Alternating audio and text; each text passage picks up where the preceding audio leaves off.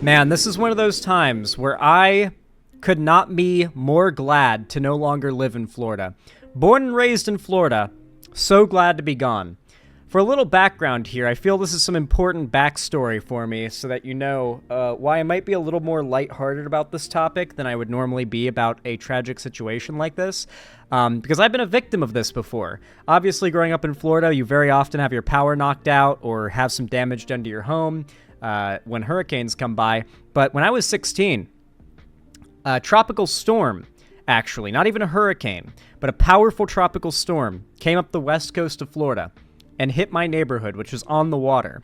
And the water, like the storm surge and the tide came in and literally flooded every house in the entire neighborhood that wasn't on stilts, which there were, to be fair, a fair few on stilts, but not mine. We lost most of what we owned, including the house itself, and were made homeless for like half a year. We had to stay with a friend, my stepdad's work friend. And we stayed in their guest house, and we kind of recouped and were eventually able to rent a new place. But it was a pretty rough time. It sucks. It sucks to be a teenager and just to wake up at like 1 a.m. to your house flooding, and then by morning, when the sun rises, to have lost like most of what you own, and for your life to be flipped upside down. It's a wild experience. Like, I went to bed that night with my whole, like, the worst thing in my like life when I went to bed that night was that I had to wake up and do schoolwork the next morning. But instead I woke up at 1 a.m. to panic as water flooded into the house. Just a very bizarre situation to wake up to, and just to have something like that come out of nowhere. So I've seen some of the worst that these big hurricanes can cause, which is why I don't really keep up with like weather news all that much. I don't really need to as much as I did when I lived in Florida anyway, since I live in Washington, where the worst I have to worry about is occasional rain and maybe like a snowstorm during the winter, but even that isn't all that common. So really appreciate the far more mild weather to expect here in Washington. It's much nicer here. But I just found out that there has been a hurricane ravaging Florida for like the last day and a half, apparently. And it's called Hurricane Helene, and it is a Category 4, and it is making landfall, and from what I have heard, it's apparently going to climb up the coast. Now, you may be wondering, they spread them strategically. This is a big deal, Zan, but why are you talking about a natural disaster? How political is this? Oh, it's quite political. When you consider, this is once again another example of just how bad the effects of climate change are. And we've done segments in the past, though I imagine many of you have not seen them, since my climate change segments do like really badly for some reason. But I did a segment not too long ago about how Florida and the constant hurricanes, it's losing its coast. There are beaches all along the east and west coast of Florida where they have to ship sand to replace the parts of the beach that have been eaten away by just normal tidal forces on a normal day.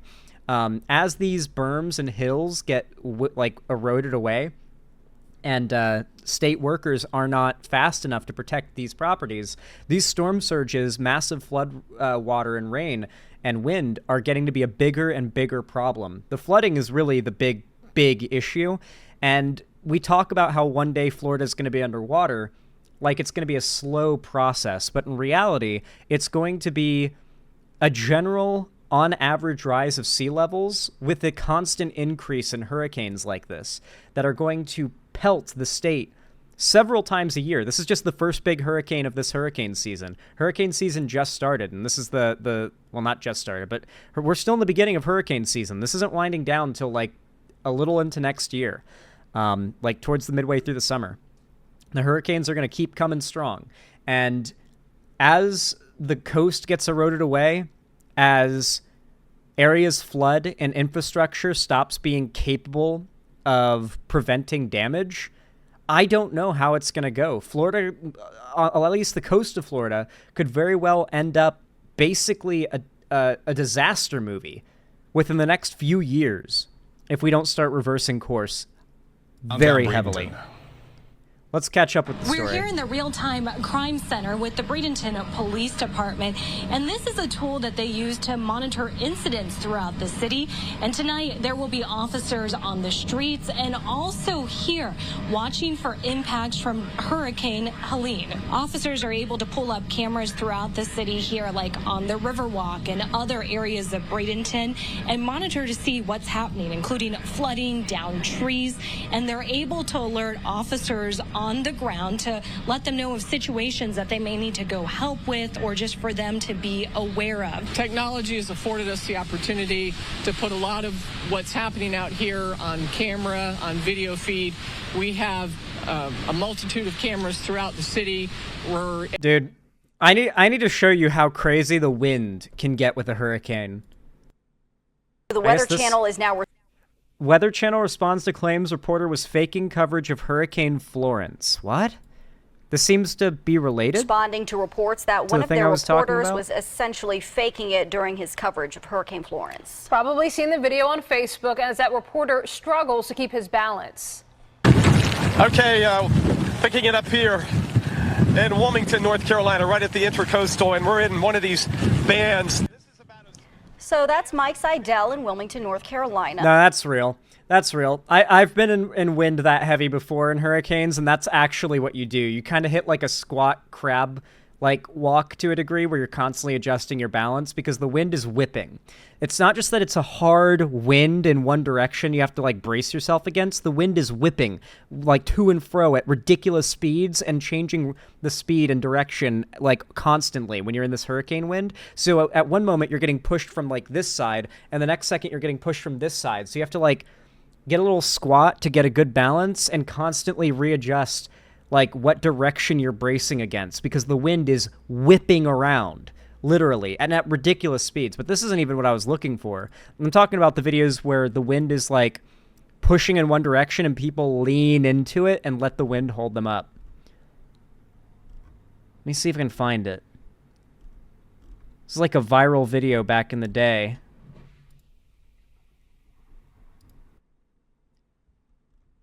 Oh, it's lost media now, huh? Oh, it's so lost media. Dude, you know when you search something on Google Images and YouTube, like, or not YouTube, Google Images refuses to show you, like, any results even close to what you're looking for? Like, who remembers when there was a time when searching leaning into hurricane wind would actually give you results related to people leaning into the wind of hurricanes? This was like a super viral video back then. They've literally destroyed Google. It is unusable now.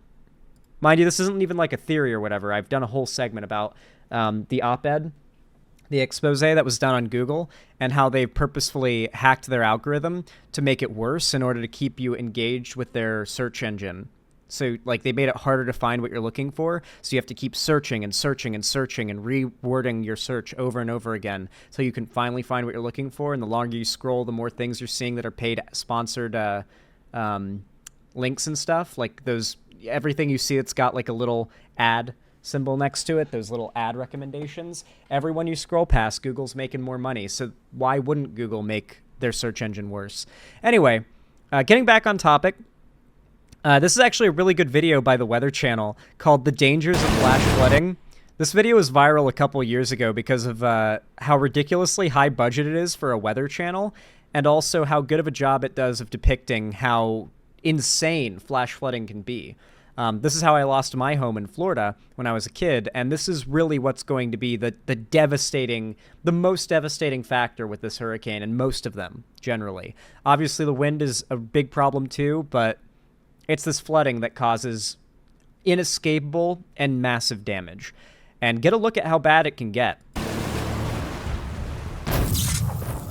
Every thunderstorm begins with a single raindrop, but trillions can follow and all that water rushes downhill. The early makings of a disaster.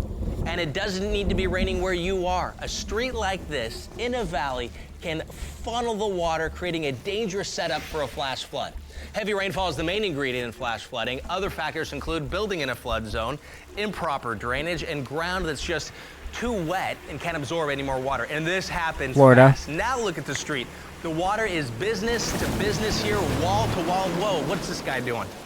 And this water is about 6 inches now, and it's enough to stall vehicles and even float vehicles in some cases. You're going to lose control, and you don't want... Yeah.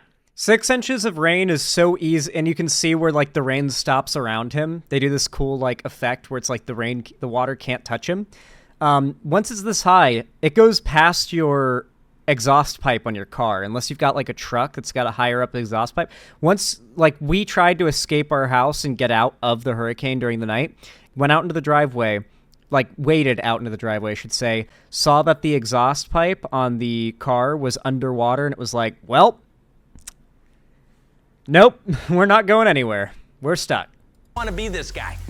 So if you come to a street that's flooded, turn around, don't drown. More than half of the deaths from flooding each year occur in vehicle. And the water's still rising here. In fact, it's enough to float pretty much anything away that's not bolted down. At 2 feet, it's going to carry away even cars like this. Oh my gosh, look at this. This is an SUV, and the water is high enough now to carry SUVs and pickup trucks. And this water is well inside these businesses, and this is scary. This is bad. That's not good to see something like that. We're talking some immense destruction with the force of this water. This is such a cool graphic. It can carry debris for miles, entire trees. In fact, water flowing at just 10 miles an hour can produce the same force as winds blowing at 3. And you know what's really fucked? People don't consider it, but there are other danger factors that threaten people's lives here. When people are wading through these floods, which they will be in all the towns that get hit by this hurricane, there's like overflown sewage, like dirty, dirty water. This is not clean water. You don't want to swim in this. This is overflowed sewage water. All the disgusting things that the water is washing through is in that water. It is borderline septic water when these floods happen. From like storm surge, big rain, it's awful. Now, lots of debris also gets picked up, and it's not uncommon that people get injured by floating debris in the water. It could be a big log that hits you. It could be something sharp that cuts you, and you could get a serious infection from that.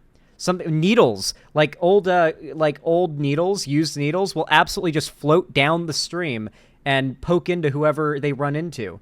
Like, you can just think of, did big rain pay you, Zan? You can think about all the different ways that, like, people can get hurt just wading through, like, knee-deep water that's not moving all that fast. Like, even in the less severe floods, there's so much danger present. 300 miles an hour. Look at this. This is a huge log coming down the road, and it's so scary. You never know it's even in the water, but you can see some of the larger objects, including a truck right here. Absolutely life-threatening situations that come with flash flooding. And unfortunately, more heavy rain events are occurring due to our warming climate. So you are more likely to be caught in this situation.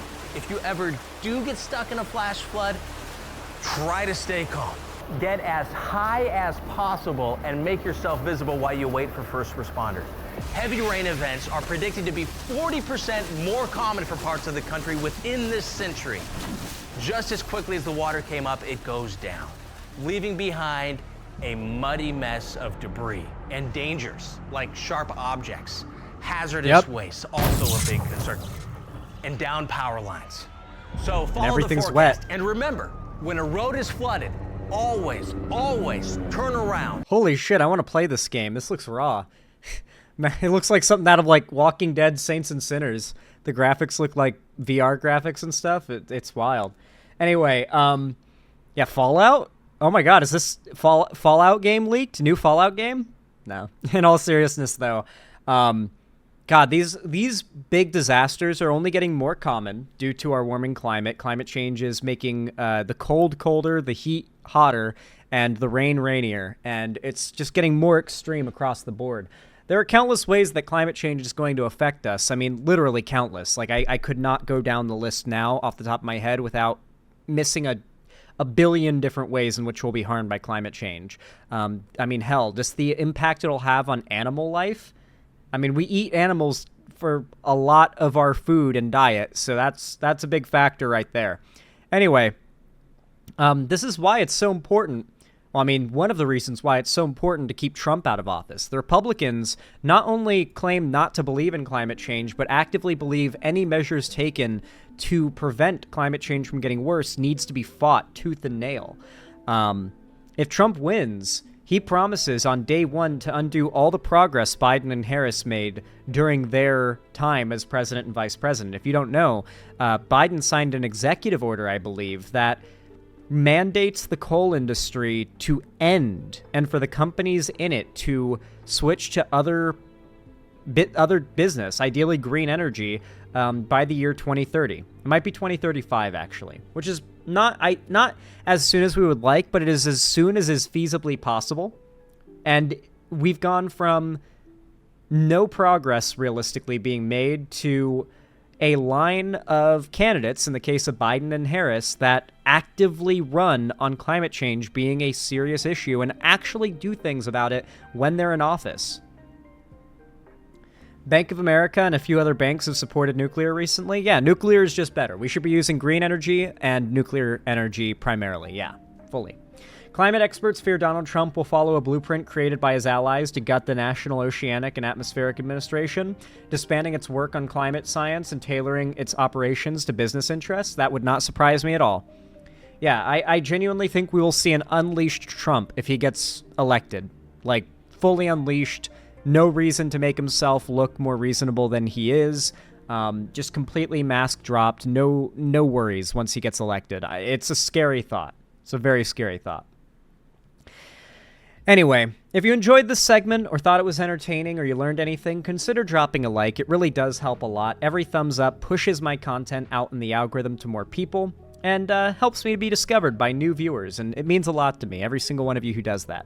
You can also comment down below to help too, and subscribe and ring the bell icon and turn on all notifications so that YouTube actually tells you when I go live or upload a new video. If you want to see more from me on other platforms, consider following my social medias, linked down below in the description, and joining my fan Discord to be a part of the main hub of my community and fan base. It's totally free to join. And I also host game events, call-in streams, and, in a few moments, watch parties in my Discord as well, so that I can just spend time with you and connect with the community. I also announce all my new uploads and streams there, and if you want to support me directly financially because you want to help me keep a roof above my head, then consider donating, subscribing, or gifting a sub on my website, xanderhall.com/live, or supporting me through YouTube, Twitch, Streamlabs, StreamElements, Patreon, or buying merch at the Streamlabs link down below. But regardless of how you support the stream, thank you so much for watching, and have a good one.